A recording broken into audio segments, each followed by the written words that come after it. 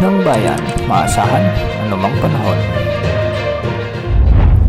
Magandang hapon po sa ating lahat. Narito ang update sa lagi ng panahon ngayong Huwebes, July 11, 2024. Ngayong hapon, dalawang cloud clusters pa rin ang patuloy na minomonitor sa loob at labas ng ating Philippine Area of Responsibility. Sa katunayan, makikita natin sa satellite animations na may mga makakapal na kaulapan sa kanluran at silangang karagatan ng ating bansa.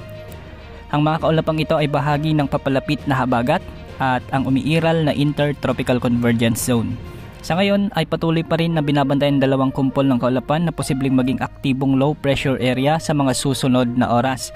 Ang isang kumpol ng kaulapan ay namataan sa West Philippine Sea, ngunit mababa pa din ang tsansa na makaapekto ito sa bansa at inaasahan itong lalayo patungong Vietnam area at posibleng maging bagyo ayon sa Pag-asa.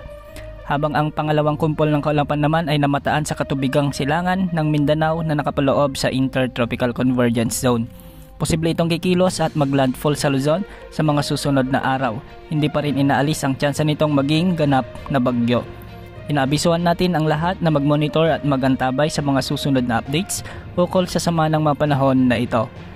Ngayong hapon, makararanas ng maulap na kalangitan na may mga pag-ulan ng ilang bahagi ng Mimaropa, Western Visayas, Zamboanga Peninsula, Bicol Region, BARMM, Soc-Sargen, Misamis Occidental, Lanao del Norte at Davao Occidental dulot ng umiiral na Intertropical Convergence Zone.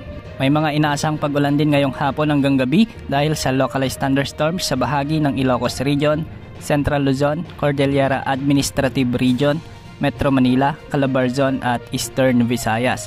Posible rin ang mga pag-ulan sa bahagi ng Northern Mindanao at Caraga.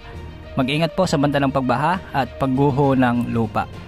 Yan ang update sa lagi ng panahon. Ito po ang weather update ng bayan, maasahan anumang panahon.